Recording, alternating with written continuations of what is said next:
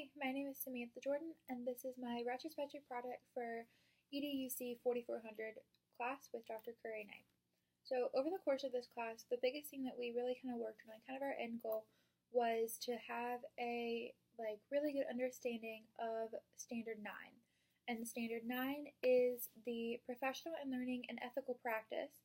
It means that the teacher engages in ongoing professional learning and uses evidence to continually evaluate his or her practice, particularly the effects of his or her choices and actions on others, learners, families, and other professionals in the community, and adapts practice to meet the needs of each learner.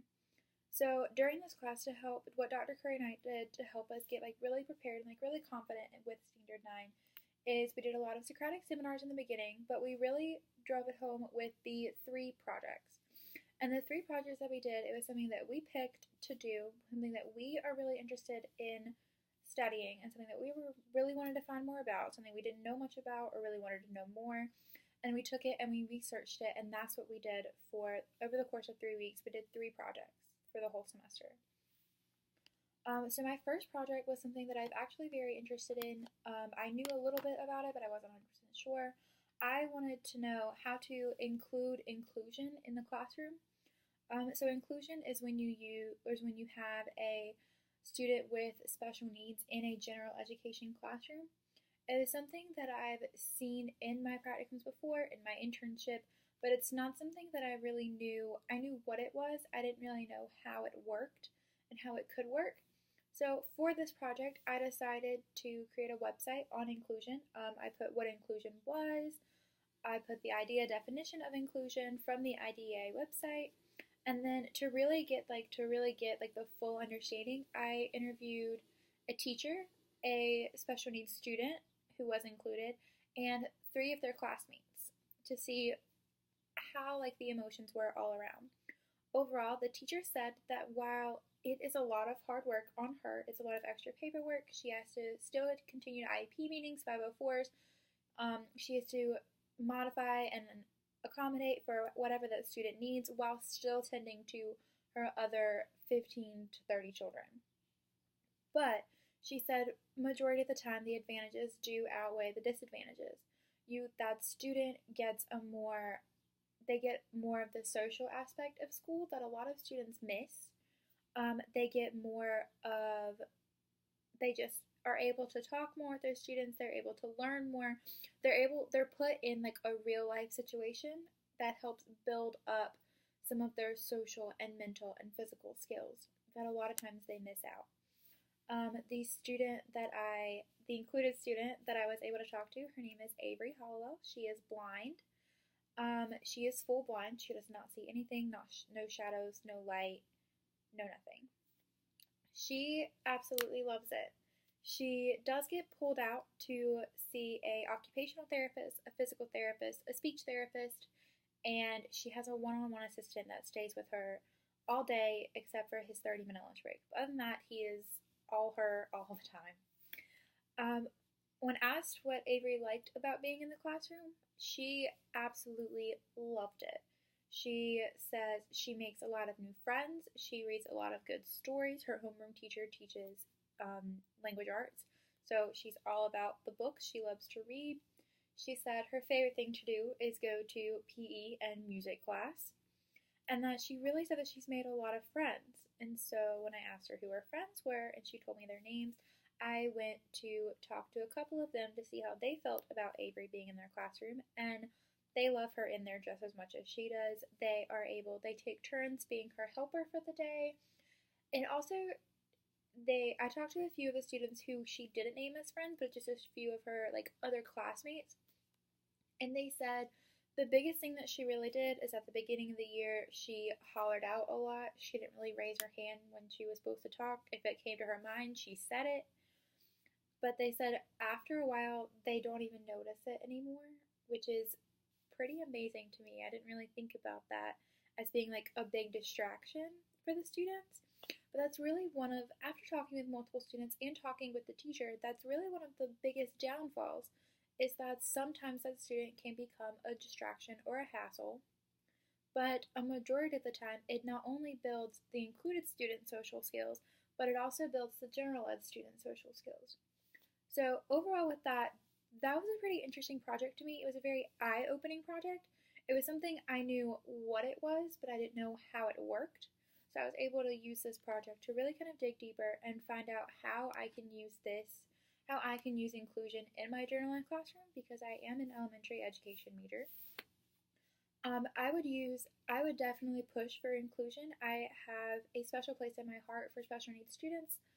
I absolutely think that the advantages would outweigh the disadvantages, like my clinical teacher said, and I could easily see how you could use this to differentiate for that student, because you have to change up their lessons, you have to change up where they sit sometimes. It all depends on your student. There's a wide range of special needs students out there that need a bunch of different things. It all just depends on their special needs. For the second project, I teamed up with my classmate Sarah Wilson, because we both had a pretty interesting idea. We were both curious, like a group of my friends in my other class, we were all getting into finding out more about our personalities and taking personality tests and see why we're friends and like how we work well together and why we make good partners with each other. So Sarah and I decided to find out how we can use students' personalities to help motivate them in the classroom. So this ended up being part of our Project 2 and our Project 3. For Project 2, we decided to do a lot of the research part. We wanted to find out more about the students' personalities, more about what we could do. We wanted to look into theories, and we wanted to look in different models, like classroom management models, and see how you can use a student's personality to motivate them and push them in the classroom. So for Project 2, we spent a lot of time researching the different theories, like the Maslow's hierarchy of needs and the expectancy theory, to base on like how you could motivate them. But then we also spent a lot of time looking at the Enneagram personality test and the Myers-Briggs personality test. These are two of the most popular personality tests out there, so these are the two that we decided to really push. These also have the most in-depth answers. So for example, for the Enneagram test, I am a type 1. I am a reformer, which means that I want to be right, strive for higher, and improve everything, to be consistent with my ideals, to justify myself, and to be beyond criticism so much as not condemned by anyone, which is pretty accurate for me. My Myers-Briggs, I am an ESFJT, which is the console. It means I am extroverted, observant, a feeler, a judger, and turbulent, which is also very accurate. So how we kind of push that into the next lesson, Sarah and I both kind of like took a step back, and we looked at both our Enneagram and our Myers-Briggs, because if you like answer the questions like correctly, they should line up, which mine do. We basically looked at like our past experiences in the classroom and how we were when we were younger, and then how we are now, and how we take into my perfectionism and my like observant, my extroverted self, and how I put that into my projects. Like, as we were talking about what we were going to do for this project, I was like, well, I'll do a video and I'll just talk about it. Sarah, who is introverted, was like, I'll write a paper. So it all kind of depends on like, it really can depend on how we work as people. There are a lot of people like, I like working in groups, whereas other other personality types might not. It all just depends. But you can really use that, a student's personality, knowing their personalities can help you differentiate who can be what in a group, or who would like to be in a group, whether who would like to be by themselves. So that's what we ended up doing for Project 3. We ended up giving 2 personality tests to our students.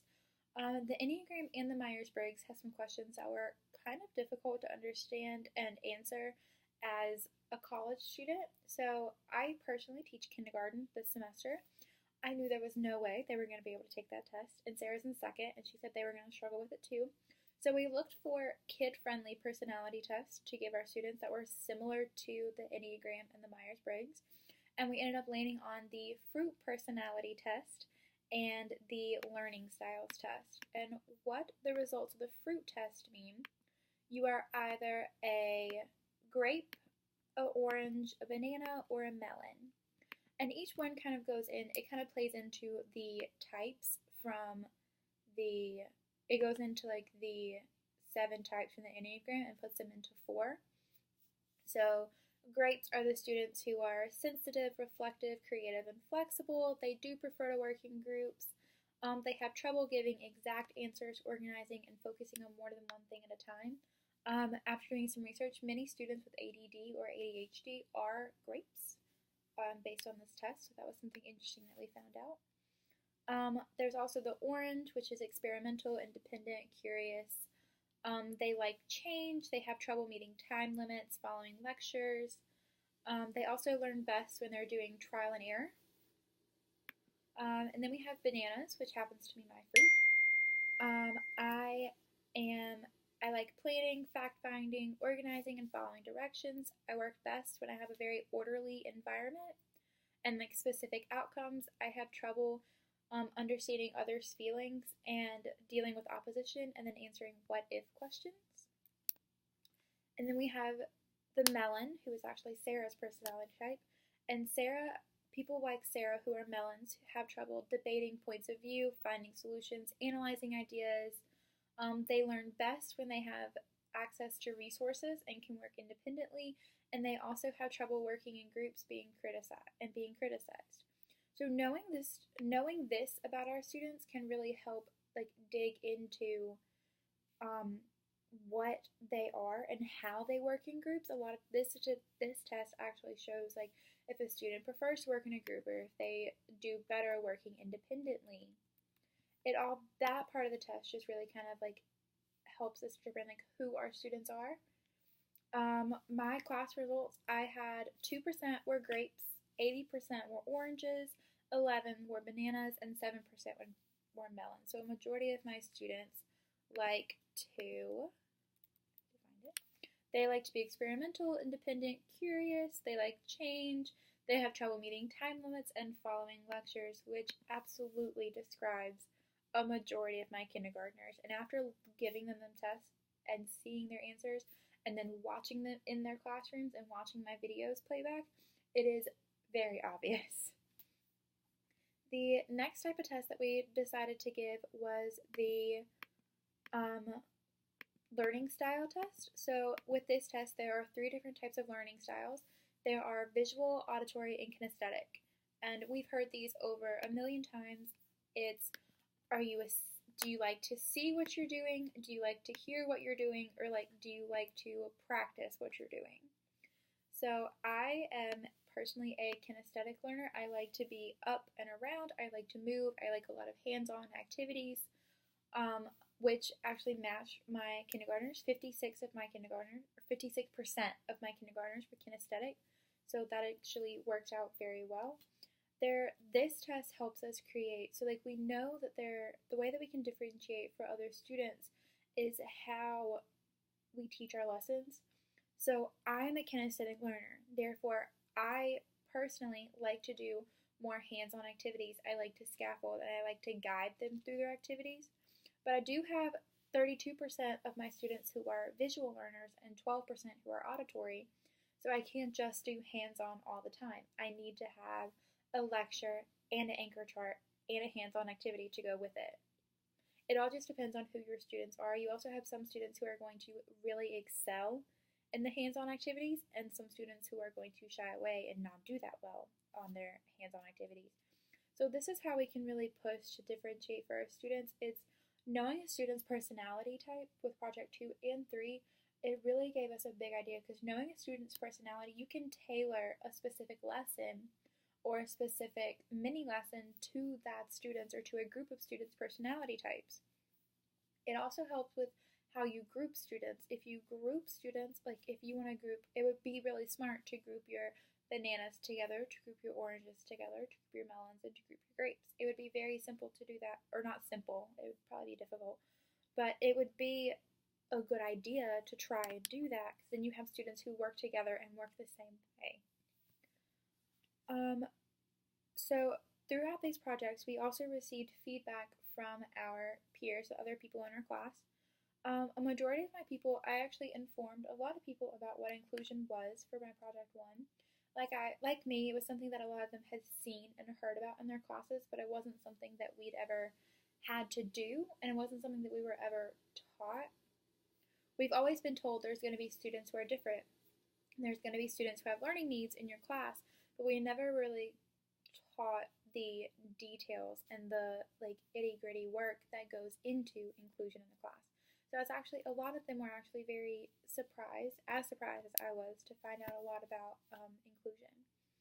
We also had a lot of people take interest in our project 2 and 3, being that it's really, part of it is really fun to go in and like analyze yourself and analyze like what your personality is and think like, well, maybe that's why I do this, or like, yes, absolutely, this is me all the way, or I kind of feel this way, but I don't see it in myself. It's kind of fun to go back and do that, and a lot of our friends had fun going and taking the test with us.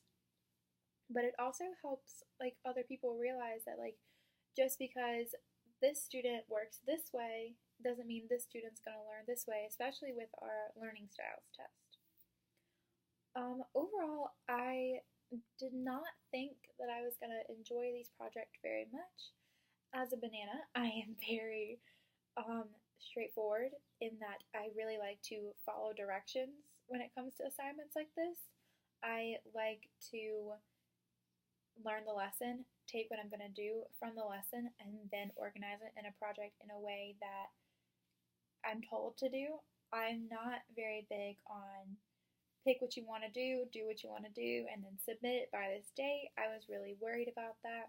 But overall, I actually loved these projects, and I ended up loving and learning so much from all 3 of my projects, and learning so much that I can do with them in my classes. I can't wait to look at my students next semester and for every year continuing, and try to analyze their personalities within the first few weeks and find out who learns what and how.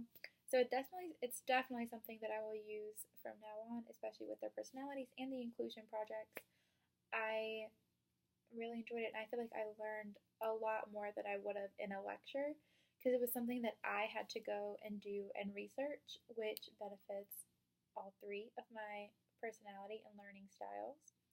So I really thought that it wasn't going to benefit me very much, because I thought that I was going to just I was going to pick something that I was kind of interested in, but like I didn't really know, and I was going to do like a project that was okay, but not my best. But I actually really put a lot into these projects, and they ended up being really fun for me. And definitely some things that I will continue to use throughout my entire teaching career. So that is my retrospective project for Education 4400 with Dr. Curry Knight. Thank you.